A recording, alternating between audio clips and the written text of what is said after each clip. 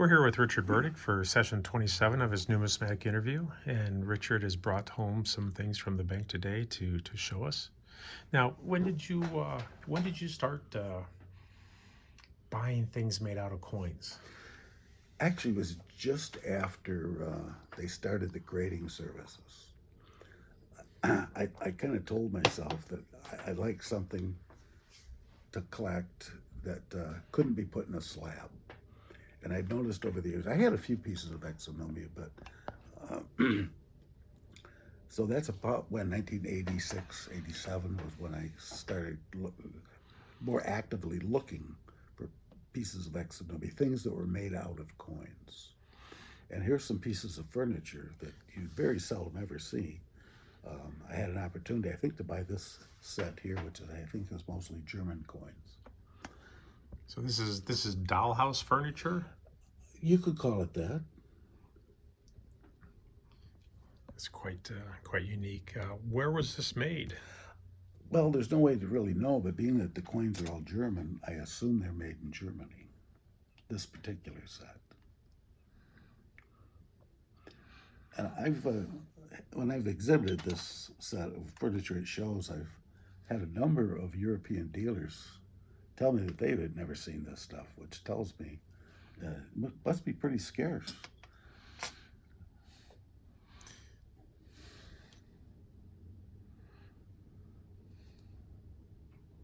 This is quite unique. I have to admit, I've never seen it before you showed me this either. So now you have one here that's made out of a U.S. coin.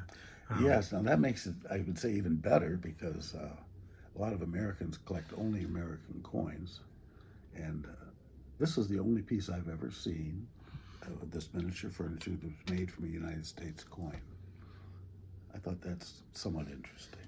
Okay, and then it looks like here we got a couple of rocking chairs. Yes, that's the only rocking chairs I've ever seen made out of coins. It's a pair.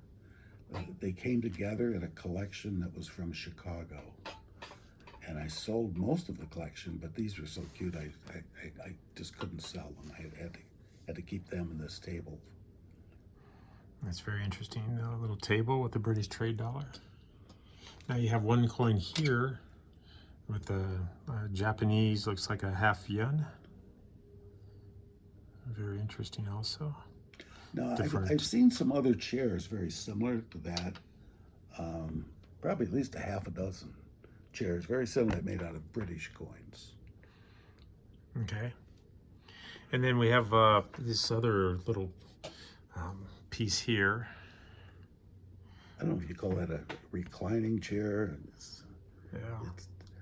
The most interesting thing to me is I think it's a Wildman half dollar, 2/3 dollar, I'm not sure which, but it's got the Wildman from Brunswick. That'd be quite expensive if someone gave it to their child to play with, if that's what it was for. I'm not sure if, I guess you could use them for anything you wanted to. I thought they were more for display rather than for kids to play with, but I guess they could have been used for that. That's the stuff is very, very scarce, though. I've seen very little of it over the years. And like I say, I've talked to a number of dealers from Europe, they've seen none or very little. So it's just an interesting thing that I picked up over the years at various coin shows. Very cool. And this is about it. I mean, I've never seen, this is pretty much the group that I was able to put together in 30 years of collecting this stuff. That's very cool. Very cool. Anyways, well, let's go on with a little more, showing some more of the things that you brought with you. Can we put this away? Yeah, we'll put it away. Why don't you go ahead and explain to us what we have here? Okay.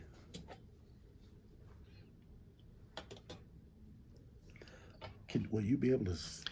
Yeah, we can take that. We're still live. Why don't you pick it up so you can show it to the camera? Okay. I won't need to pick it up. I can't remember if that's on an Indian or a lib. I think it's a 5 Indian. 1878. Oh, you can see it. If I got it on this. You have it on this tag. Oh, okay. When shall we three asses meet again? Do you have to take that out? I'd rather you didn't, because it's hard to get it all, unless you get a reflection from the glass. There's another pin there. Will that work? What's the... It looks nice. It's just... All right, well, I guess... All right, the furniture is very interesting, Richard, and thank you very much for showing us. What else did you bring to show us today? Well, a large part of my collection is the coins that have been engraved. Usually you find them in individual pieces. Most of them are on dimes. Many of them are on foreign coins. But whatever hit my fancy, I found something I liked, that I would buy it and put it in my collection. Here is one of the very best pieces of coin jewelry that I've ever seen. It's called a chantrelaine, which I think might be, I think it's probably French. But these were worn, first of all, they're made from coins.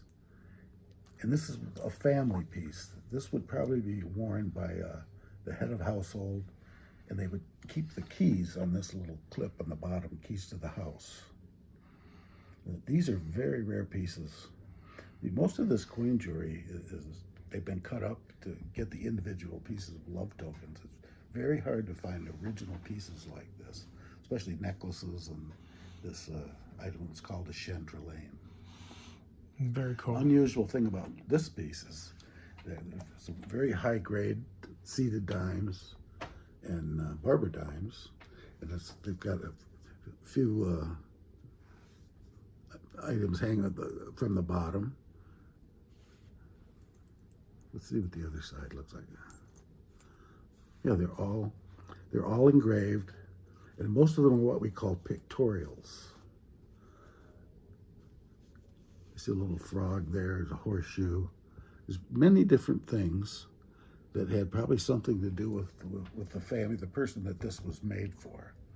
I'm sure it's from a lady. It looks like it's a very delicate chain. That's very interesting. I like the pig and the, here's one.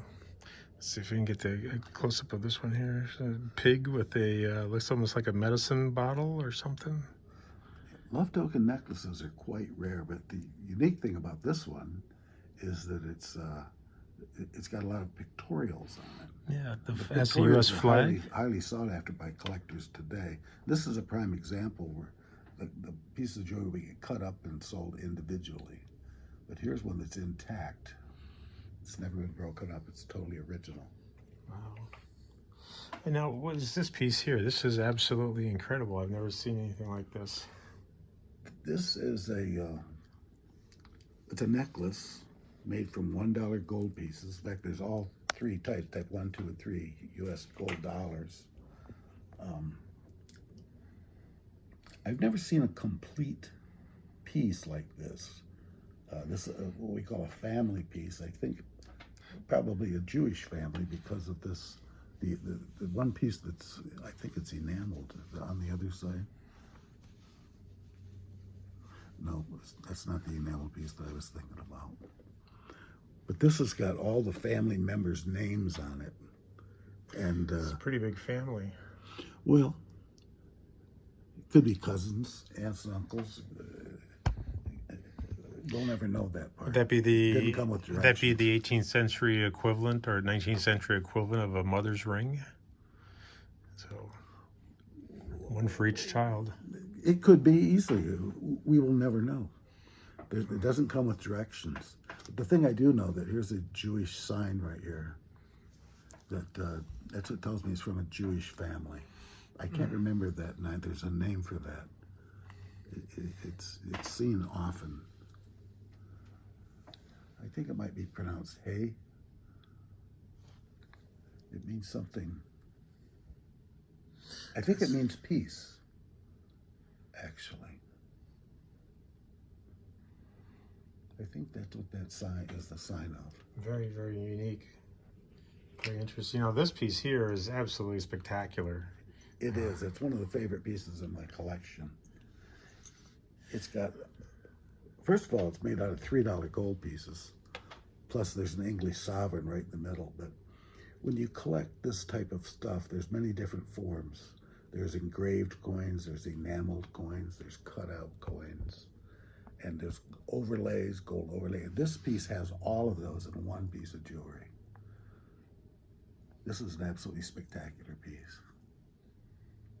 I mean, occasionally you find gold bracelets made out of coins. Rarely you find them, but this has got. It's got a diamond and a ruby inset in it. It's got a cutout. It's got almost everything you overlay can collect, and enamel, all in one piece. And they're all on $3 gold pieces, except for the center one's a British sovereign. But this is one of my favorite pieces. I easily make the top. How did 10. you acquire this one? Do you remember? I don't remember.